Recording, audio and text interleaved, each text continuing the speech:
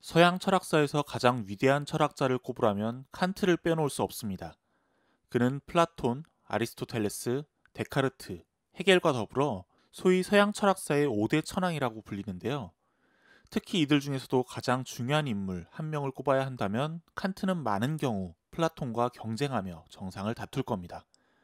그만큼 서양 철학사에서 칸트의 위상이 높다는 사실을 알 수 있는 대목이죠. 사람들은 흔히 그의 사상을 인류 정신사를 완전히 뒤바꾼 코페르니쿠스적 전회라고 표현합니다. 태양이 지구 주변을 돌고 있다는 천동설을 코페르니쿠스가 지동설로 완전히 뒤집어 놓은 것처럼 칸트의 사상 역시 철학과 인류 정신사에 있어 거대한 지각 변동을 일으켰다는 것이죠.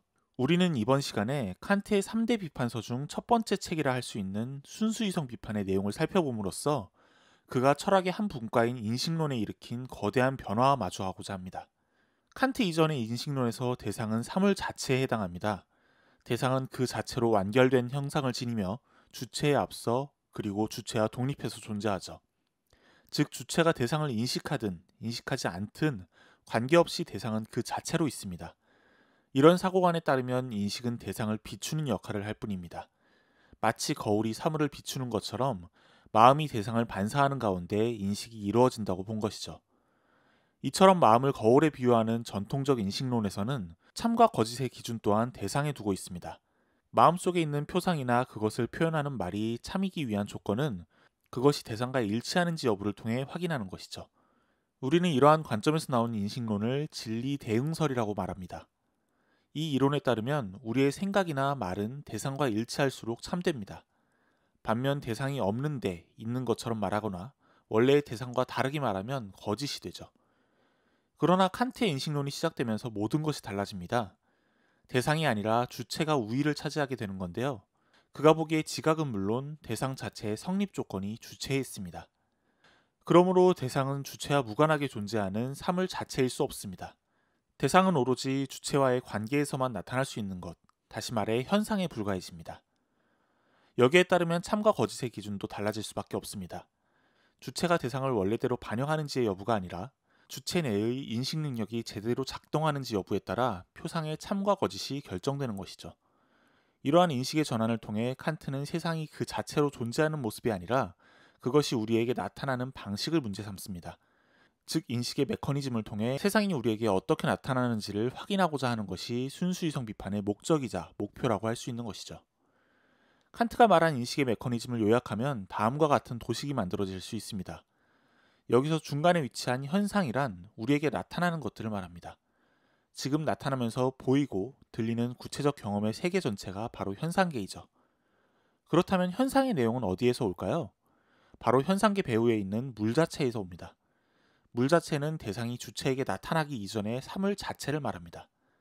여기엔 시간과 공간이 없으며 우리가 현상계에서 발견하는 어떤 규칙이나 질서도 없습니다. 때문에 현상계에 있는 주체, 즉 인간은 물 자체를 알 수 없죠. 그럼 현상계에서 경험되는 형식적 질서는 어디에서 올까요? 바로 도식 오른편에 위치한 주체의 마음에서 옵니다. 3차원적인 공간이나 시간적, 인과적, 합리적 질서는 모두 주체 안에 있는 인식 능력들에 의해 부과된 어떤 형식입니다. 세상이 인간에게 현상하고 개별적인 대상이 우리에게 나타나는 형식은 의식 내부에 선언적으로 주어져 있다는 것이 순수이성 비판이 가지는 코페르니쿠스적 혁명의 핵심입니다. 자, 조금 이해가 안 되는 분들을 위해 컴퓨터를 예로 들어 설명해 보죠. 가령 컴퓨터에는 시청각적으로 구현되는 모니터, 즉 스크린이 있습니다. 이 스크린은 칸트적 의미에서 현상계라 할 수 있죠. 그렇다면 스크린에 무언가 나타나기 위해 필요한 조건은 무엇일까요? 바로 입력된 내용입니다. 기억 장치에 아무런 내용도 저장되어 있지 않다면 스크린에는 아무것도 나타날 수 없기 때문이죠. 이건 아마도 칸트의 관점에서 물 자체라고 할 수 있겠네요. 더불어 저장된 내용 못지않게 중요한 것이 바로 소프트웨어라고 할 수 있습니다. 소프트웨어는 정보가 화면에 구현되기 위한 형식적 조건입니다. 소프트웨어가 달라지면 똑같은 내용도 스크린에 나타나는 방식이 달라지죠. 어떤 소프트웨어에서는 흑백으로 그치던 화면이 다른 소프트웨어에서는 컬러로 구현되기도 하며 평면적 재현에 그치던 것이 3차원으로 변환되기도 합니다. 칸트의 인식론에서 소프트웨어는 의식에 내재해야 하는 형식입니다. 의식의 형식은 경험 이전에 있으면서 그 경험을 가능하게 한다는 점에서 선험적이죠. 그 의식의 선험적 형식이 없다면 대상은 현상계에 나타날 수 없습니다. 이는 선험적 형식 없이는 경험이 성립할 수 없는 것과 마찬가지죠. 이제 다시 한번 정리해 보도록 하죠. 칸트의 인식론에는 세 차원이 있습니다. 하나는 주체로서는 알 수 없는 물 자체입니다. 다른 하나는 주체에게 경험적으로 나타나는 현상계죠. 그리고 이 물 자체와 현상계 사이를 나누면서 이어주는 제3의 차원이 있습니다. 경험적 대상을 비로소 나타나게 만들어주는 의식 내 선험적 원리들이 자리하는 영역이며 칸트는 이를 초월론적 차원이라고 부릅니다. 때문에 이 차원을 탐구하는 철학을 칸트는 초월론적 철학이라고 불렀습니다. 다시 말해 스크린과 저장 장치에 놓인 소프트웨어를 탐구하는 철학이 바로 칸트 철학의 핵심이라고 할 수 있는 것이죠. 칸트의 철학은 다음과 같은 의의를 지닙니다. 첫째, 그의 철학은 단순히 대상 중심의 인식론이 주체 중심의 인식론으로 바뀐다는 것만을 의미하지는 않습니다. 그것은 철학, 그 중에서도 형이상학이 신학에서 완전히 벗어남을 의미하죠.